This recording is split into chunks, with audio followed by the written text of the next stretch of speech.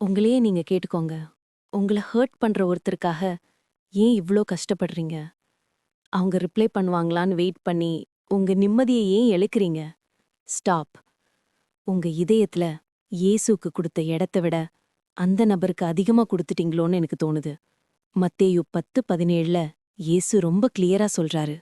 தகப்பனையாவது தாயையாவது என்னிலும் அதிகமாய் நேசிக்கிறவன் எனக்கு பாத்திரன் அல்ல. இதோட அர்த்தம் என்ன தெரியுமா? ஃபேமிலிய நேசிக்காதேன்னு அவர் சொல்லல. அன்புங்கிற பேர்ல வேற யாரையும் கொண்டு வந்து ஏன் இடத்துல, அதாவது காட்ஸ் பொசிஷன்ல உட்கார வைக்காதேன்னு தான் சொல்றாரு. ஏன்னா மனுஷங்க அன்பு கண்டிஷன்ஸ் போடும். ஆனா இயேசுவோட அன்பு அன்கண்டிஷனல். நிறைய பேர் கேக்குறீங்க, ஏன் சிஸ்டர் கமெண்ட்ல ஏமன் போட சொல்றீங்கன்னு. இது ஏதோ ஆல்கரிதிங்காக மட்டும் இல்ல. இது ஒரு விசுவாசமான செயல், ஆக்ட் ஆஃப் ஃபெய்த்.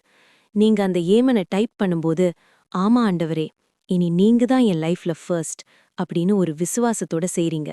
நீங்க அந்த விசுவாசத்தை வெளிப்படுத்தும் போதுதான் உங்க வாழ்க்கையில நடக்கிற அதிசயங்களை நீங்க பாப்பீங்க.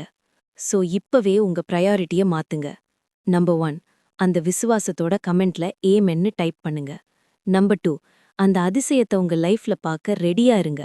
நம்பர் 3, உங்கள மாதிரி கஷ்டப்படுறவங்க பெஸ்டிக்கு இதை ஷேர் பண்ணுங்க. மனுஷங்க அன்பு மாறும், இயேசுவோட அன்பு என்னைக்கும் மாறாது. Stay strong in Jesus. God bless you.